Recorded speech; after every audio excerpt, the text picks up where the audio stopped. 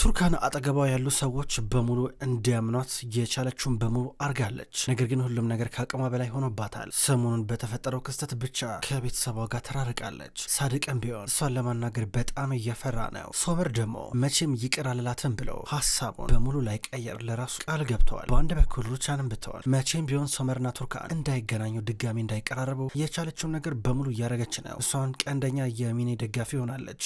ሚኔም ብትሆን በውሸቶቿ ሩቻንንና ቱርካን ደናርጋ መጠቀሚያ አርጋቸዋለች። ቱርካን ብዙ ነገር አየችና በፍጹም ተስፋ እንደሌለው ስታረጋግጥና ሲገባት በመጨረሻም ራሷ ላይ ውሳኔ ወስናለች። የራሷን ለማጥፋት ነበረ። እያለቀሰች ደብዳቤ እየጻፈች ነው። ለሷ ለአክስቷና ለቤተሰቦቿ ለሶመር የጻፈችውን ደብዳቤ በጠዋት መታ ለአይላት ሰጣትና አይላ ቀጥታ ለሶመር እየሰጠችው ነበረ። ሶመር ይህን ደብዳቤ ከመክፈቱ በፊት ግን የጓጓው ቱርካንን ለማግኘት ነበረ። ደብዳቤውን እሷ እንዳደረሰችው ገብቶታል። እየሮጠ እየተከተለ ሊደርስባት ሞከረ። ነገር ግን እሷ ላትመለስ ሄዳለች። ሶመር ደብዳቤውን ሊያነበው ይመለሳል። በሌላ በኩል ዳሪያ ቀጥታ እየወጣች ነው ከቤት። ከሀካን ጋር ትገናኛለች። ቱርካን ባለፈው ምሽት የሄደችበትና ጋዜጠኞች ፎቶ እያነሱበት ቤት ሄደው እውነቱን ለማወቅ እየሞከሩ ነበረ። ከሀካን ጋር ተገናኝታ ሄዳ ለማጣራት እየሞከረች ነው። በሌላ በኩል ቱርካን እቤት መታለች። እቤት ከመጣች በኋላ ቀጥታ ደብቃ መድኃኒት ይዛ ልገባ ነበር ወደ ቤት። ድንገት ኔዜት ሲወድቅባት አየቻት። ግን ዝቅ ብላ ለማየት ተቸገረች። ምክንያቱም ስልክ እየተደወለ ነበረ። ስልኩን እያየች ቶሎ ስታነሳ ቱርካን ቶሎ ብላ የጣለችውን መድኃኒት ይዛ እየገባችው ነበረ። ኔዜት ስልኩን አነሳች። ሄለው ወይዘሮ ኔዜት፣ ቤቱን የሚገምቱ ሰዎች በኋላ ይመጣሉ እና ተዘጋጁ የሚል ነገር እየተነገራን ነበረ። አልገባኝም። ማን ነው ቤቱን የሚገመገመው? ማን ነው ቤቱን የሚገምተው ብላ ጠይቃለች። ቤታችሁ ለሽያጭ ሊወጣ አይደል እንዴ? ጠበቃ አናግራችሁ የለ እንዴ?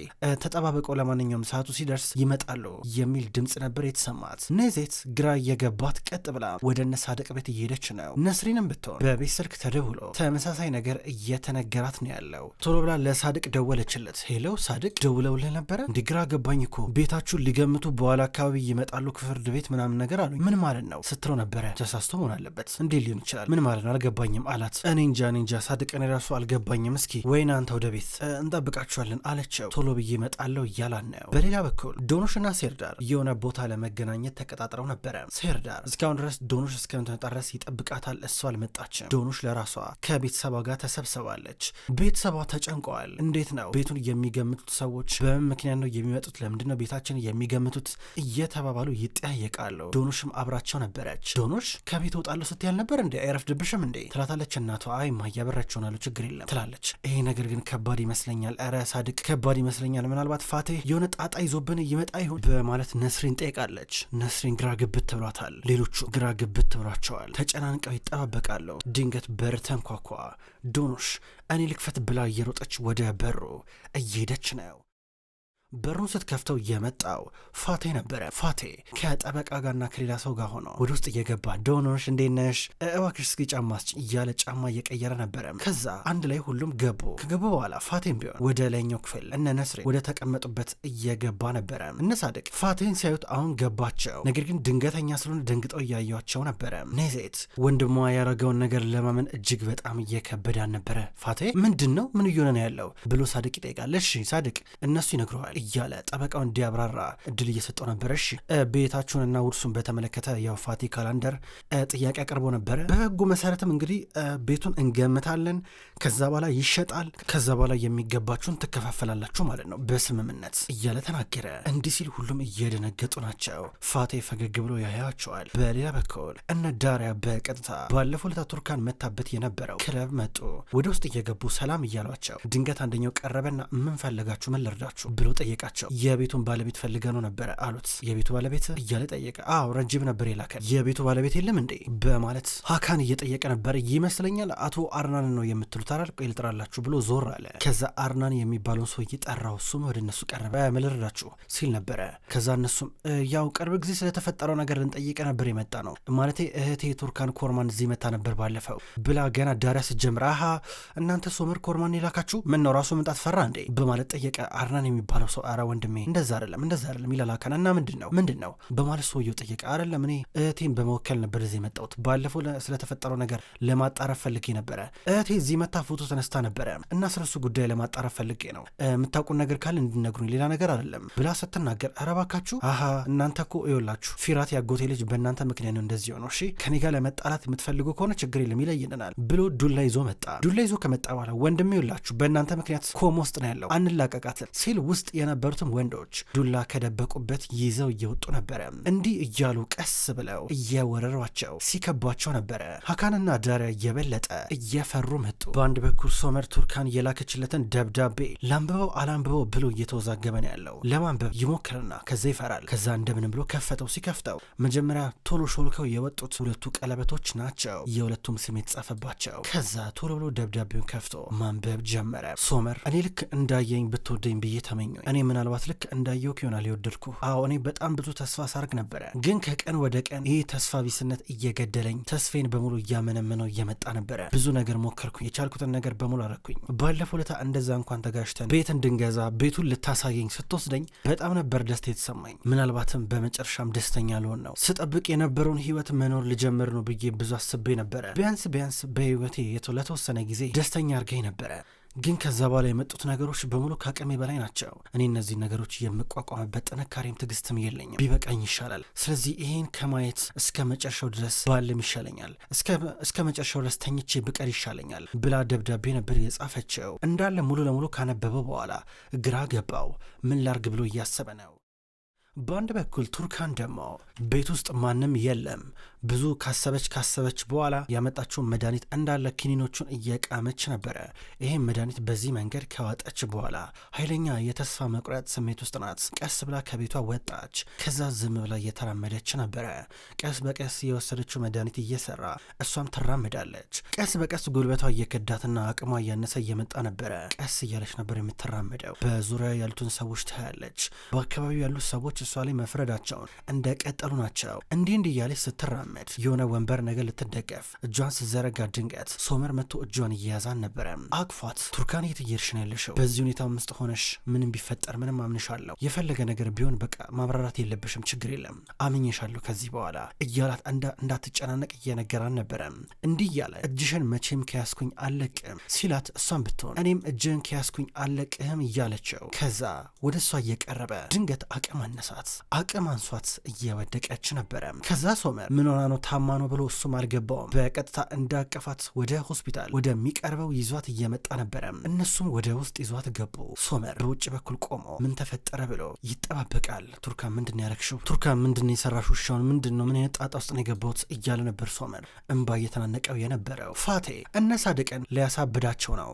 ቀጥታ ገማቾቹ መጥተው አንድ ባንድ ክፍሉን ዞር እያሉ ሲለኩ ነበረ። እያንዳንዱ ክፍል እየለኩ ከዛ ወደ ላይኛው ክፍል እንውጣ ሲባባሉ ቆይ አንዴ ቆየውን ነገር ላሳያችሁ፣ ተመልከቱት፣ እስኪን ገጽታ ተመልከቱት፣ የባህሩን ዳርቻ በእርግጠኝነት ዋጋ ስታምኑ ይህንንም ከግምት ውስጥ ማስገባት አለባችሁ ይላል። እነ ነስሪን እያዩ ሲበሳጩ ነበረ። ሌሎቹ እንዳለ ቤቱን ለክተው ከጨረሱ በኋላ ከዛ በኋላ እንግዲህ በመጨረሻም ተነጋግራችሁ ተወስናላችሁ እያለ ጠበቃው ሊወጣ ነው። ከዛ ዳሪያ እየሮጠች ወደ ሴርዳር እየመጣች ነበረ። ሴርዳር እባክህ ናና፣ ሀካን መርዳት አለብህ፣ ሀካን ችግር ውስጥ ነው ያለው ስትለው ነበረ። ምን ተፈጠረ ይላታል። ሀካን ችግር ውስጥ ነው ያለው፣ ይኸውልህ እኔን ሩጭ ብሎኝ ነው አምልጭ ብሎኝ ነው፣ እባክህ ይኸውልህ የፊራት ቤተሰቦች ሊገሉት ነው፣ ና እባክህ እንሂድ እያለችው እየሮጡ ወደ ቦታው እየሄዱ ነበረ። ሶመር እስካሁን ድረስ ቆመው ውጤት እየተጠባበቀ ነው። ድንገት የሆነች ነርስ መጣች። ከመጣች በኋላ ያው እንግዲህ እንዳለ መድኃኒቶቹን ለማስወጣት እየሞከረን ነው፣ የሆድ እጥበት አካሄደናል፣ ትንሽ መጠበቅ አለብህ አለችው። እሻውን ሊያት አላት። አይ አሁን እንኳን አታያትም፣ ከተወሰኑ ሰዓታቶች በኋላ ወደ ሌላ ክፍል እንወስዳታለን፣ ያኔ ታያታለህ በማለት ትታው ገባች። ድንገት ጓደኛው ሳልጁክ እየመጣ ነበረ። ሶመርን እየጠራው ቀረበ። ከዛ ሁለቱም ሰላም እየተባሉ ነበረ። ወንድሜ ምን ተፈጠረ? ቱርካን ምን ሆነች ሲለው ነበረ። ምን በእናትህ መድኃኒት እኮ ወስዳ እኮ ከአቅሟ በላይ አለው። ምን ይለዋል? አዎ እንግዲህ ንጹህነቷን ለማሳየት ብላ ነው እንደዚህ ያደረገችው። እንደዚህ ማድረግ እኮ አይጠበቅባትም ነበር እኮ። እኔ እኮ አምናታለሁ እኮ። ለምንድን እንደዚህ የምታደርገው? ራስን ለማጥፋት መሞከር ማለት ምን ማለት ነው? ራሷን እኮ ነው ያጠፋችሁ እኮ። ምንድን ነው ይሄ ምን ማለት ነው እያለ ነበር በጣም ተናደው። እስኪ አሁን ታዲያ ሁኔታዋ እንዴት ነው እያለ ይጠይቀዋል። አሁን ደህና ናት፣ ወዳ ታጥቧል፣ ፈጣሪ ይመስገን። እንደው በጊዜ ባልደርስላት ስኖሮ ቆይ በጊዜ ባልደርስላት ምንድን ነው ይውጠኝ። እስከ መጨረሻው ድረስ ላጣት ነበር ማለት ነው ወንድሜ። ግራ ገባኝ እኮ በዚህ ሁኔታ ውስጥ ሆኜ ራሱ መቆሜ ከባድ ነገር ነው ሲለው ነበረ። ወንድሜ ተረጋጋ አይዞ እያለ ሊያረጋጋው ሞከረ። ከዛ ሶመር በድንገት ስልክ ተደወለለት። ስልኩን አነሳው። ሄሎ እየሰሞኝ ነው ይላል ሶመር። አቶ ሶመር እሺ በድፍረት እኛ ጋር መምጣት ሲከብድ እነዚህን ትንንሽ ልጆች መላክ ጀመርክ እያለው ነበር አርናን። አንተ ማነህ እያለ ሶመር ይጠይቃል። እኔማ የፊራት አጎት ልጅ ነኝ ወንድ ከሆንክ አንተ ለምን አትመጣም ሲለው ነበረ። ሶመር ተበሳጨ። ስልኩን ዘግቶ ይሄ አይጥ ሰራለታለሁ እያለ ሊጣላ ልሄድ ነበረ። ሳልችግ ጓደኛው ወንድሜ የልትሄድ ነው እያለ ይጠይቋል። ይሄ የማይረባ ሄጄ የዋጋሉ ውስጥ በደንብ አርጌ ነው መደበደበው አላስተርፈው እንደ ፊራት ማስተርፈው መስሎታል ሲል ነበር። እንዴ ቱርካንን ትዘይት ነው የምትሄደው? ናዝናና እዚህ ቁም እንዴ እሷን ትታት ትሄድ ነው እንዴ? እኔ ማድረግ ያለብኝ ነገር አደርጋለሁ ንገረኝ ምንድነው ማድረግ ያለብኝ ብሎም ይጠይቀዋል። ይኸውልህ ቤቱ ይታሸጋል ክለቡን አሽግበት እሺ አለው። ከዛ ሳልቹክ እሺ ብሎ ቀጥታ ከሆስፒታሉ እየራቀ ነበረ። በሌላ በኩል ሴርዳርና ዳሪያ እየሮጡ ሀካን ወዳለበት ቦታ እየመጡ ናቸው። ሀካን ደግሞ እግሬ አውጭኝ ብሎ ውስጥ ለውስጥ መንገድ እየሮጠ ነበረ። ድንገት እነ ዳሪያ አዩት። እነሱም እየሮጡ ይከተሉታል። ሀካን አንድ ጊዜ ቁም እያሉ ለሁለት እየተከተሉት ድንገት ቆመ። አራራ እያባረሩኝ ነው ተደበቁ ይላቸዋል። አብረውት እየተደበቁ እንዲህ ማንም እኮ የለም ተመልከት እስኪ ይሉታል። ታዲያ ዝም ብዬ ነበር ስሮጥ የነበረው ይላቸዋል። አረ በጣም ጎበዝ ነህ ለምን አትሌቲክስ ምናምን ነገር አትሞክርም? 10,000 5,000 ምናምን ቆንጆ እኮ ነው ይለዋል። ሴርዳር አንተ ታሾፋለህ እንዴ? ሊደበድቡኝ ነበር እኮ ሁሉም እኮ ዱላ ይዘው ነበረ አለው። ገባኝ ግን ያው እያለ ሴርዳር ይቀልዳል። አንተ ቀልን አቆም እያለ ሀካን በጣም ይቆጣል። አይ ጦር ነው ቢያንስ አልደበደበውም ተርፈዋል። ቢደበድቡ ኖሮ እንዴ ልሮጥ ነበረ አለችው ዳሪያ እየቀለሽ ነው እንዴ ምን አይነት ቀልድ ነው እያለ ይቆጣል። ለሁለት ሆነው ያበሳጩት ጀመረ። ከዛ ሴርዳር ምንድነው ወንድ ሆና አትጋፈጣቸውም ነበር ይለዋል። ምን አገባ አንተ ብሎ ከሱ ጋር ሊጣላ ነበር። ምንድነው አንተ ከኔ ጋር ስትሆኑ እንዴ ሁሉ ጊዜ የምትገነፍለው እያለ ሴርዳር ይጠይቃል። ሁለቱ ወንዶች ሊደባደቡ ተያይዞ ዳሪያ ልትገላግላቸው እየሞከረች ነው። ከገላገለቻቸው በኋላ ሲጀመር እናንተ ምንም ደህና ነገር የላችሁም እናንተን ወንድ ብዬ ማመኔ ብላቸው ሄደች። ሁለቱም ፍዝዝ ብለው እያዩዋን ነበረ። ፋቴ ቤቱን አስለክቶ ጨረሰ። አሁን የግምት ስነስርዓት ሊካሄድ ነው። ከተወሰነ ጊዜ በኋላ እናሳውቃቸዋለን ብለው ሊወጡ ናቸው። የሚገባኝ መብትን ያገኘሁት እያለ ፋቴ ይከራከራል። ጠበቆቹ ከሄዱ በኋላ ወዲያው ነበረ ከሱ ጋር እህቱን ይዘት ስትጣላ የነበረው። ፋቴ ምንድነው ያረካው? እኔ እኮ እንደ እናት ሆኜ ነበር ያሳደግኩ እንዴት እንደዚህ ታረጋለህ? አንተ ግን በጣም ባለጌነት ትገርማለህ እያለች በእጇ በተደጋጋሚ እየመታችሁ ነበረ። እህቴ ተይኝ በቃ ተይኝ አልፈልግም እንዴ በቃ አልፈልግም ተይኝ እኔ እኮ ልጄን ለማሳደግ ብዬ እኮ ነው ሲል ነስሪን ተደረበች። ውጣ ከዚህ ውጣ ብላ እንዲወጣ እያረገችው ነበረ። ዶኖሽ ለልጄ ብዬ ነው ይህን ውርስ የፈለኩት ብሎ የተናገረው ነገር ጭንቅላቷ ውስጥ ቀርቷል። ስለምን ልጅ ነው የሚያወራው ብላ ራሷን እየጠየቀች ነበረ።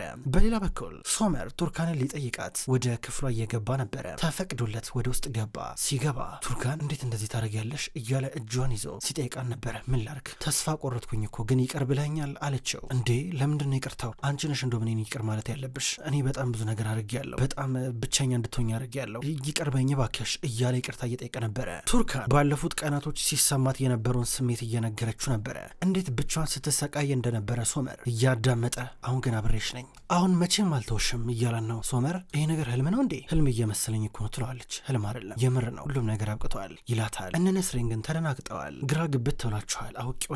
አውቄው ነበረ ይሄ ልጅ እንደዚህ ጣጣ እየጎተተ ይዞብን እንደሚመጣ ትላለች ነስሪን። የቤታቸው ጀርባ ተቀምጠው ቤታቸውን ይመለከታሉ። ይሄ ቤት እኮ ልጆቻችን በጣም ብዙ ነገር ያሳለፉበት ነው እንዴት ነው ይህን ቤት ለቀ የምንወጣው ትላለች ነስሪን። ከዛ ወደ ውስጥ ገባች። ዶኖሽ እናቷ እያሳዘነቻት ነው። እማዬ ቅድም ምንድነው ፋቴ ልጅ አለኝ ምናምን ሲል የነበረው አለቻት። ታዩ ዝም ብሎ ነው ትላታለች። ልታረሳሳት እየሞከረች ነበረ። በአንድ በኩል ፋቴ ቀጥ ብሎ ወደ ሩቻን ጋር ሄደ። ከዛ በኋላ እሷ ደግሞ ሁኔታውን በደንብ ካዳመጠች በኋላ እህትን ግን ማሳመን አለብህ። እህትን ካላሳመንካን ነገሩ ከባድ ይሆናል።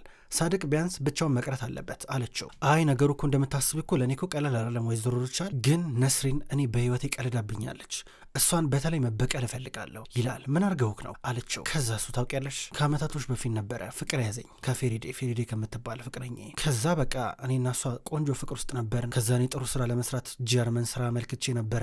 ከዛ ተቀበሉኝ ልሄድ ነበር። እሷ ግን አረገዘች። ከዛ ምን ማድረግ ይቻላል እኔም ስራዬን መረጥኩኝ እና ፌሪዴ ደግሞ ማለት ለነስሪን በጣም የምትቀርባት አስተማሪ ነበረች፣ መምህር ነበረች። ስራዋ አስተማሪነት ነበረ። ከዛ ወለደች። እየወለደች እያለ ፌሪዴ ሞተች። ከዛ ነስሪን እኔን ሳታስፈቅድ ምንም ሳትለኝ ወስዳ ያው ኬላንደር የሚለውን ስም ልጄ ላይ ጭና የራሳቸውን የቤተሰብ ስም ሰጥታ አሳደገቻት። ልክ እንደ እናት ሆና ማለት ነው። የራሷ ልጅ አርጋ አሁን ልጄን ቀማችኝ በማለት ሲናገር ሩቻል የሰማችውን ለማመን እየከበዳን ነበረ። ታዲያ ልጅህ ማናት አለችው። ዝም አላት።